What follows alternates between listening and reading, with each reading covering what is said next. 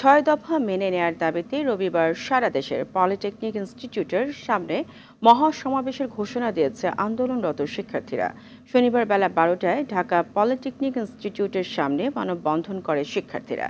এই সময় ঢাকা পলিটেকনিক ইনস্টিটিউটের মূল ফটকের সামনে লেখা প্রতিবাদ স্বরূপ লাল কাপড় দিয়ে ঢেকে দেওয়া হয়।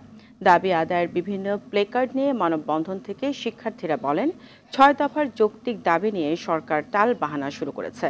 আর কোনো আশ্বাস নয়, অবিলম্বে দাবি বাস্তবায়ন করতে হবে।